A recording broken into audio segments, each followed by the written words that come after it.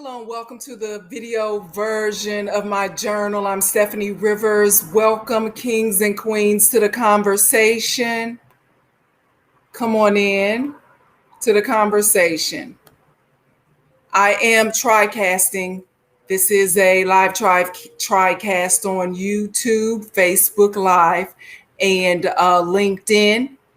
So if you are new to the conversation, I want to welcome you. And if you are returning, I want to welcome you back. I also want to welcome some new subscribers. There's Carlos Moreno in Tulsa. There's Tiffany in Little Rock. And there's Glenn in Fort Worth. We want to welcome you and come on in and join the conversation as I start to say things that you know, that you like, and that you think others should know as well. Be sure to like, share, and subscribe so that the next time I post videos, you will be the first to know. It is Memorial Day weekend, and it marks the official start of summer. And a lot of people are leaving the confines of their home and getting out and mixing and mingling. But some people are still wearing a mask and others aren't. Of course, based on where you live, you might have mandates. Some of these municipalities are raising their mandates. But before you start spending a lot of personal, intimate time with someone new, you might want to make sure they check some of those boxes, some of those requirements that you have in place, such as a negative COVID test, still a negative AIDS test, just to start. Not to say that if they test positive for AIDS or positive for COVID, that you would not move forward with that relationship, but it's always important to know what you're dealing with and who you're dealing with before you move on. And before I move on, you might hear the traffic outside. It's nice and it's nice weather out, so I have my windows open. Not ready to put on my air conditioning yet, so that's what the background noise is. And so more than a year after the start of the pandemic, can you believe that some people have actually never taken a COVID test? Some people, as advanced as we are about knowing about how to live with AIDS, some people have never taken an HIV test. So apparently it's because they don't want to know for sure. They don't want actual test results. They don't want to face the facts of their behavior. They just want you to believe, oh, I'm COVID free. Oh, I'm AIDS free. I'm HIV free. Well, that's a red flag. So if somebody in your life is not willing to take a test to prove to you some things, then you might want to choose somebody else to spend your time with. It's the same as these Republicans in Congress who voted against forming a committee to research and find out who was a part of planning the insurrection on Capitol Hill and who was involved with the insurrection on Capitol Hill. They don't want to do that, probably because they know that researching it and getting the results of that test would lead to them being found out as being a part of it. So it's just so ironic. People who don't want to be a part of testing, people who don't want to be a part of, and I'm not talking about taking the vaccine. I'm talking about just knowing your status in life. You have to test yourself. You have to test people in your atmosphere so you can know who you're dealing with and what you're dealing with. So the more that we look into or look at the facade of stability as it is presented as equal justice in America and equal opportunity in America, the more we realize that the system is set up for some people to fail, and the system is set up for others to rise by standing on the backs of those who are really doing the work. And if you haven't read the book White Trash, the 400-year history of class in America, this is a book that you want to put into your reading, into your library. Okay, White Trash, the 400-year history of untold history of class in America by Nancy Isenberg. So I'm going to type that in. And while I'm typing it in, be sure to like and share and subscribe.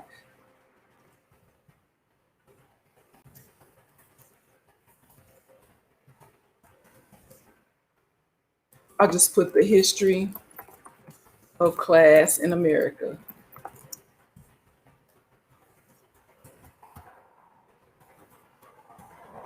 Now, we talk a lot, we in the African American community, we talk a lot about descendants of American slaves, and how we are, who we are, and what we're about, and our strength and perseverance and our courage. But you know what? There's also some descendants of white colonizers in America who are, they just in a nutshell, let me talk a little bit about this book, White Trash, the 400-year Untold History of Class in America. Essentially, it's talking about how America got started. When Europe decided to colonize America, they sent people who were homeless, they sent criminals, they sent the worst, the bottom feeders of their society, they sent them to America. They were forced, essentially, to come to America to develop America, because they were trying to clean up their country. They were trying to clean up Europe.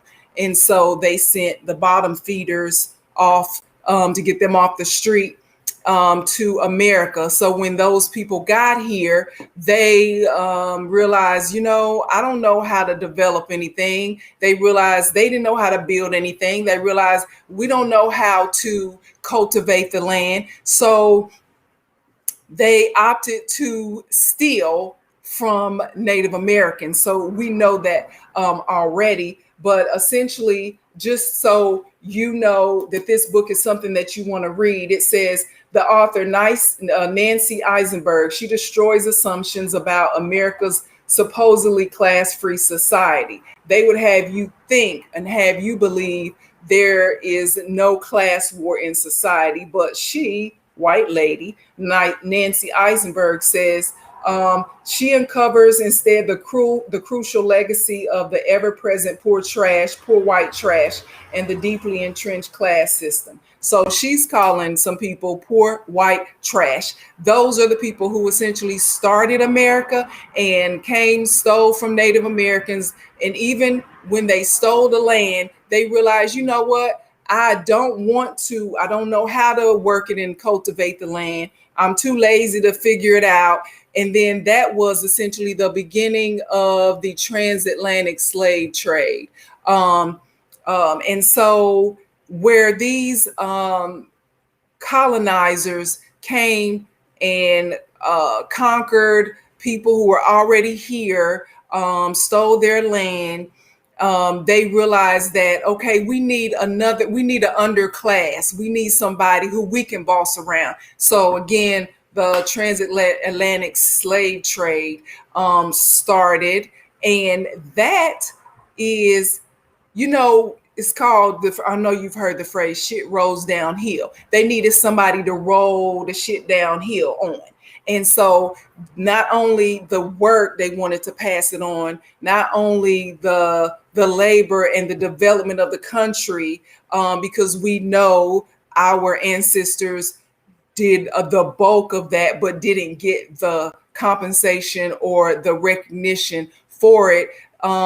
They also, these white colonizers, Nancy Isenberg calls them white trash, they also passed down the labels. They labeled slaves. They labeled freed slaves. They labeled descendants of American slaves as the lazy people, as the criminal element, as the shiftless and the skillless, when we know that's far from the truth. So that's why it's important to read and to know the history of who we're dealing with and what we're dealing with, because they would have us to believe that we are what they say we are, which is the shiftless and the lazy ones, and we don't have any skills, but in fact it was them. And Nancy Isenberg did a lot of research. And so again, add that to your library, or to your, what's it called, your audiobook library, while as you are moving through life. And if you're reading, some people, challenge themselves to read a certain amount, a book a month or a book every few weeks or something. Go on and get this book. It was a New York bestseller. And yeah. So as I was saying, there are, just as we are descendants of American slaves, some of us, there are some of them are descendants of white, shiftless, lazy colonizers, poor white trash, essentially. And so I want us to take, for example, this guy. His name is Lane Norman. Lane Norman is a probation and parole officer in Louisiana. And in 2018, Lane Norman went to the home of one of his probation and parolees. His name is McKinley Bates, and I've been trying to reach out to McKinley Bates. So if you know McKinley Bates in and around Shreveport, have him to reach out to me. And you can also reach out to me. I'm going to put in my social media phone number. So if you ever want to reach out to me, you can reach out to me at 214-919-9360. No stalkers, please. I'm going to put that in there too. All righty. So the probation and parole officer, Lane Norman, he rolled up at one of his parolees' homes, or probation clients, let's call him, McKinley Bates, who was a Black man. And apparently Bates was one of his clients. Bates lives with his family, or did at that time. And when Norman arrived with other law enforcement, they rolled up, guns drawn, and jumped out of the car, even though it was a family home. So, and they knew this already. I'm not sure what was the issue where they jumped out with guns drawn, but they essentially did a search of the home. Now, my first question is, why would you jump out? A law enforcement jumped into someone's home, guns drawn, kids clearly there, and I'm gonna show you the video. Kids clearly on the scene. And so I looked it up. And if you know anything about this, or if you have been, anybody who's been on probation or parole, I think this is the case. Whereas as a condition of your parole, or as a condition of your probation, you agree to be searched at any time, anywhere. So you can't say you need a search warrant. And so that's what I understand to be happening. Because McKinley Bates was on probation or parole, he was subject to searches at any time.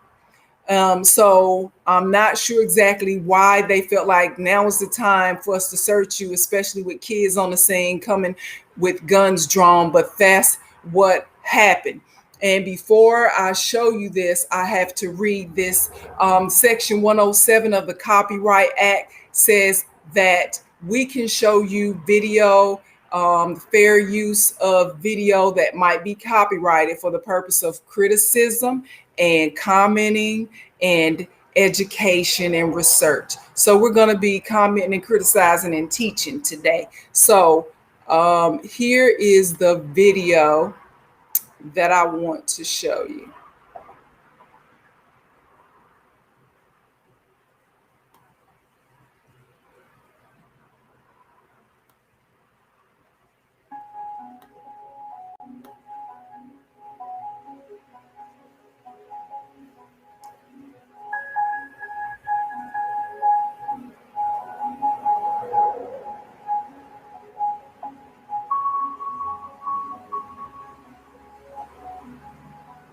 So we'll discuss it after. You see the kids, though. You see the kids on a little carport.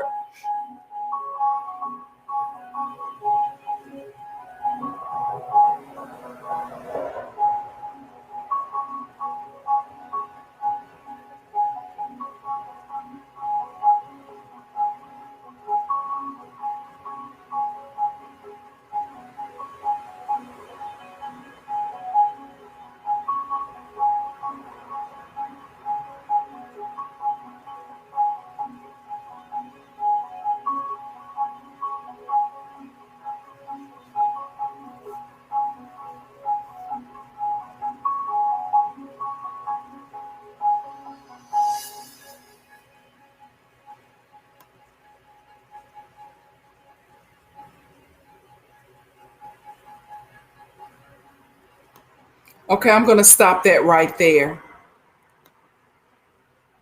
And we're going to discuss it. So what you saw was the video of the probation officer, Lane Norman, coming to do a search of McKinley Bates' home, guns drawn, even though there were children present and there were other people present.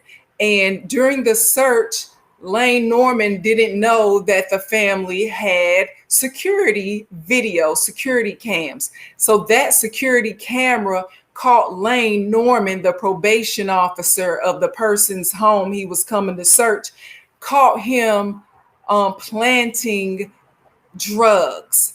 And in his subsequent report that he made of the incident, Lane Norman said, yeah, I found these drugs. And then this parolee, a probation client, had to go to court. And I guess he didn't know up until that point when they showed the video that, wow, the family has security cameras, and that security camera shows this descendant of colonizers stepping on other people's backs to stay in his position. It showed him, Nancy Isenberg calls them poor white trash. It shows Lehman Norman planting drugs that could have put McKinley Bates in prison for 10 years. Now, because the video showed that the probation and parole officer actually planted the drugs, they dropped the charges against McKinley Bates, and hopefully they reassigned him. And I've been trying to catch up to McKinley Bates and his family about this. This happened a few years ago, as the video shows. But things that happened a few years ago, we don't find out about them until a few years later, because they continue. The system, the judicial system, wants to keep people like this Leland, I forgot his name, Leland Norman. They want to keep low life people like this who are in charge of the criminal justice system. They want to keep them hidden. They don't want the world, they don't want the country, they don't want eyeballs with this invent of technology and social media and security cams and Wi-Fi and iCloud, and you can have your own video. They don't want you to know all this. So That's why we're just now hearing about this. The harmful part, the most harmful part is it's probably going on right now because Leland Norman was not fired. Leland Norman was not charged with a crime. Leland Norman was not he was not held accountable in any way. And so that's why at the end of this video, and I'm going to show it to you again, that's why at the end of this video, it says that we want for you to contact Leland Norman's boss, his supervisor, his regional administrator, and we want you to email him and call him and tell him that we want Leland Norman to be held accountable and held liable. So I'm going to type in here.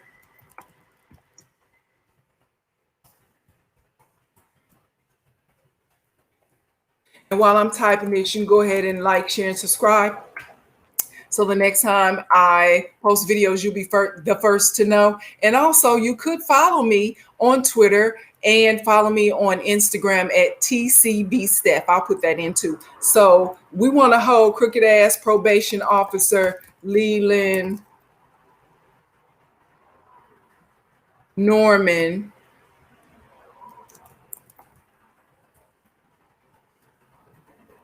accountable for his illegal behavior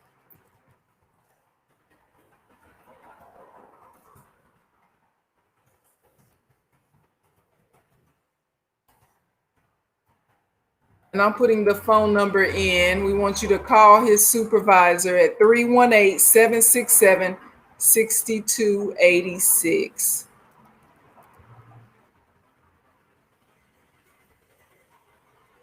Three one eight 767-6286. Let me make sure that's the number before I push and put out a wrong phone number and have you calling somebody else and then be like, hello. You're like cursing and stuff. Anyway, I don't condone all of that. I'm just saying I just want to give you the right phone number. So I have put in the right phone number. And so I'm going to show you this video again because I want you to see this is what people have to go through. And again, you know, I don't condone being criminal activity. But if you paid your dues and now you're just out enjoying life, is Memorial Day weekend and you at the house chilling and then they burst in and okay, so that's a condition of your probation and parole. But now you got to worry about them planting stuff on you, trying to put you back in jail or getting you caught up in some mess. So that's why it's important to just stay away from getting involved. Don't put yourself at the mercy of people, descendants of colonizers who don't care nothing about you, always want to keep you down, always want to label you as the criminal element when they in fact themselves are the worst type of criminal. Don't put yourself at their mercy. So let's watch this again.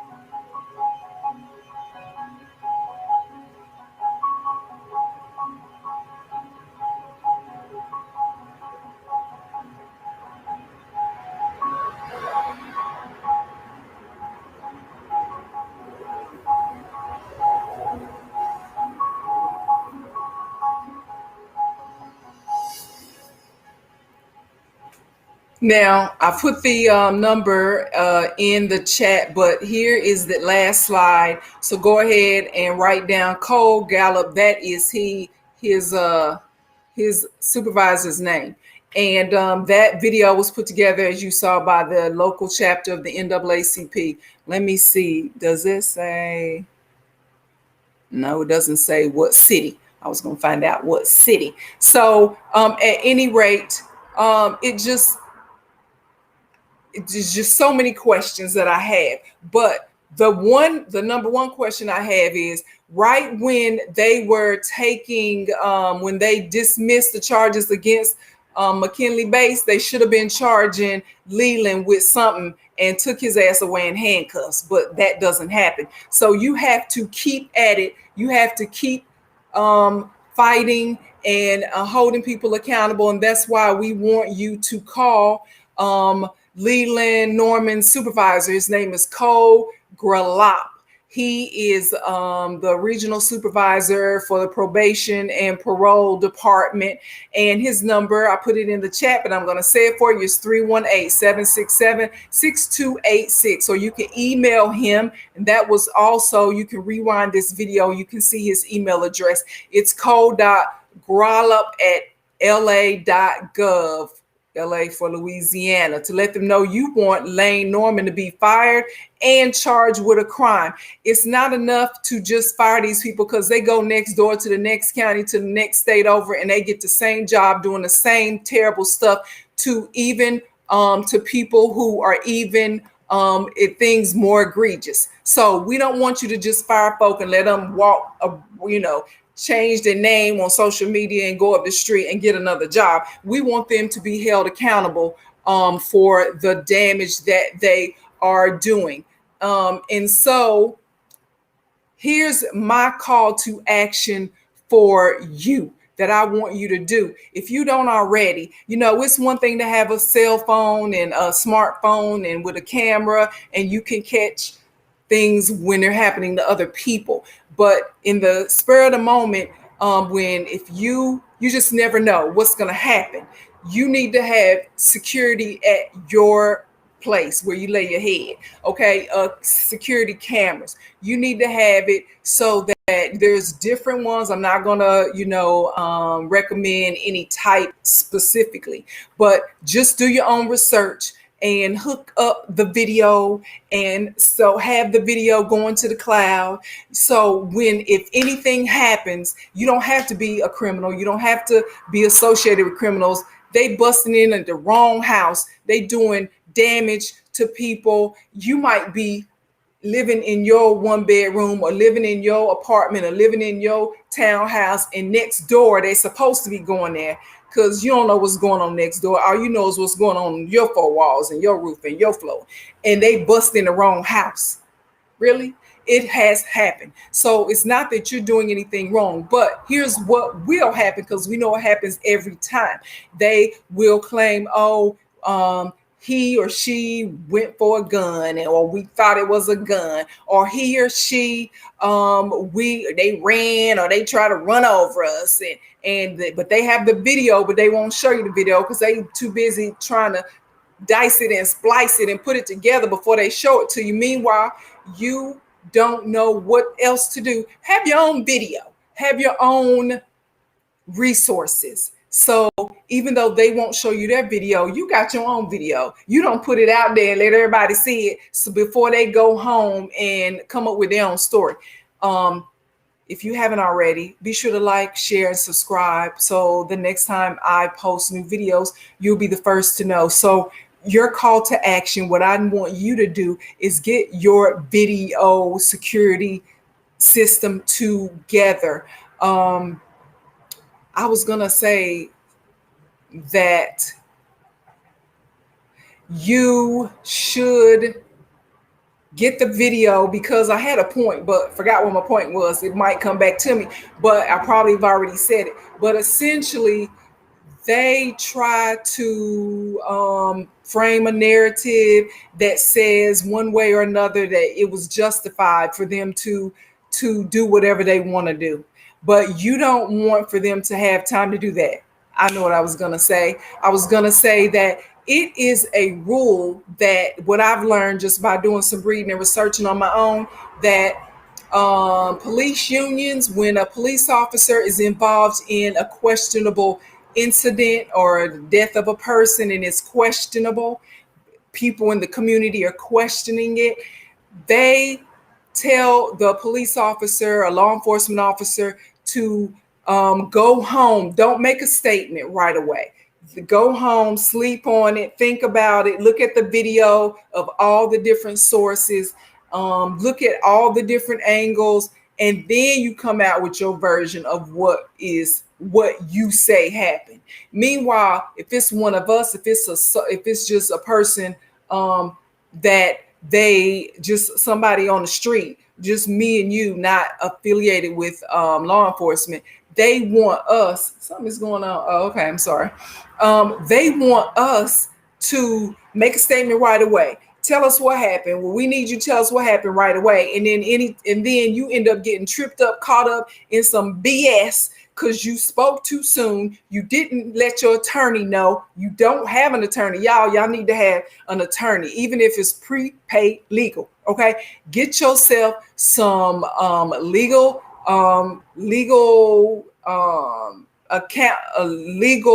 counsel on standby, on redial or something. You need to have these people in your life, okay? And so if anything happens, you just won't be standing there by yourself, trying to figure it out or thinking, oh, they're on my side. No, the cops ain't on your side. They ain't on your side, okay? Now, I'm not saying there are no good cops out there. That's not what I'm saying. I'm saying the police exist to lock people up, and basically that's why they exist. You don't want to be the person they lock up.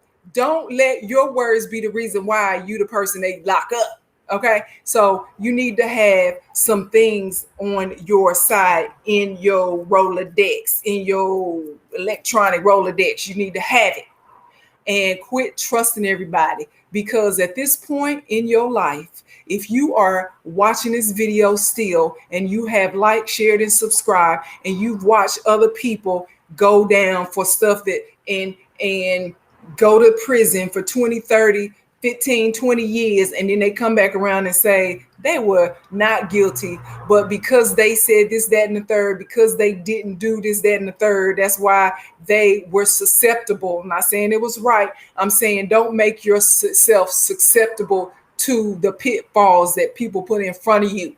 Don't say nothing. Get yourself an attorney. So going back, police officers are told this: don't say nothing right away. Don't make an official statement right away. Look at all the video first. Look at what everybody else has to say first before you make a statement. So we sitting around like, what, a cop who shot the dude and ain't made a statement yet, and it's 5 days later and they ain't arresting him yet. That's because that's the plan. She was told don't make a statement. Meantime, you going off to the races with your statement in 24 hours. Don't do it. If you don't learn nothing else, do like they do and don't say a word without your attorney. So, having said that, in addition to having your attorney on speed dial, you need to get your security together. So when people show up on purpose or on accident, you got the video, and that can be a part of your evidence. So I commend the Bates family in Louisiana who had these security cams, because if it wasn't for that, McKinley would have found himself. Who you think they would have believed? They would have believed a person who was already in the probation and parole system, or they would have believed Leland Norman's crooked ass. They would have believed the crooked ass probation and parole officer. That's who they would have believed.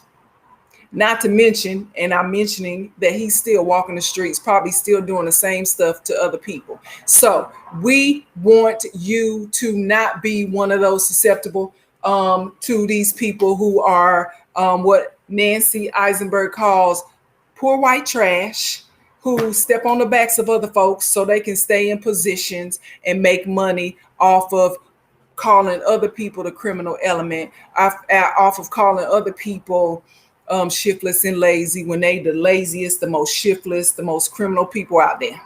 Okay, so that's it. Ain't really got. Oh, that's not it. I got one more thing to talk about.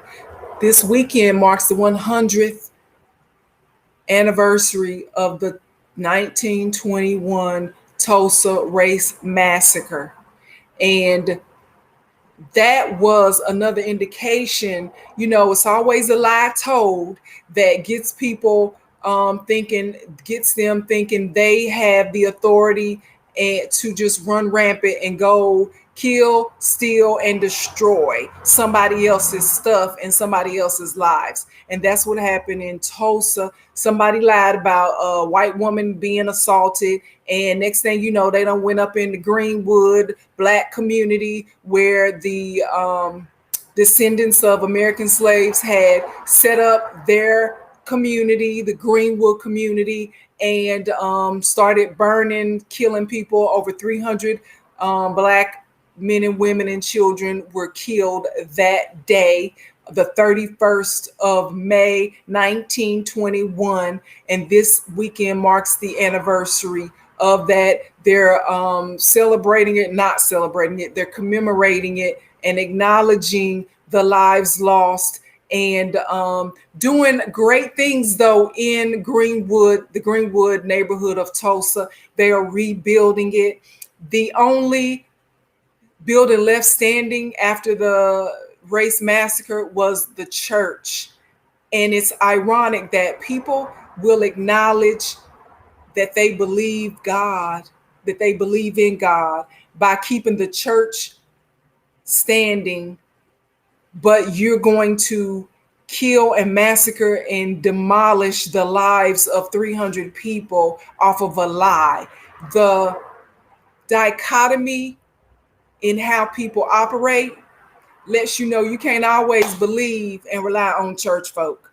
You got to read, you got to know for yourself, because the same person who's going to tell you to read this scripture is going to use that same scripture to lie, kill, and destroy somebody else. So you got people, we got to know for ourselves what's going on. You got to read for yourself what's going on and know the history. So just wanted to acknowledge the 100th anniversary of the Tulsa Race Massacre.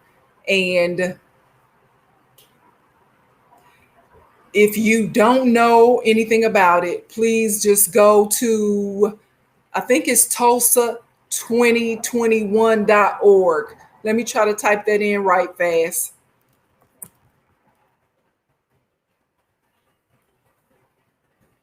And see if that's it. It is. It's Tulsa2021.org.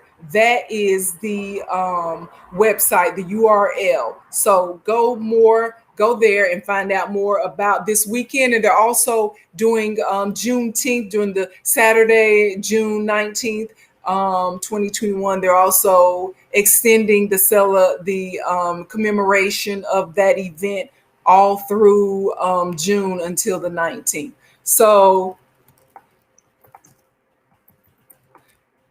if you haven't already, be sure to like, share, and subscribe. So the next time I post videos, you'll be the first to know.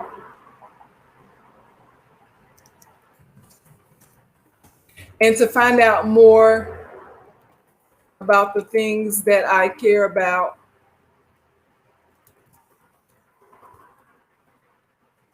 you can go to eurweb.com. Thank you, kings and queens, and have a super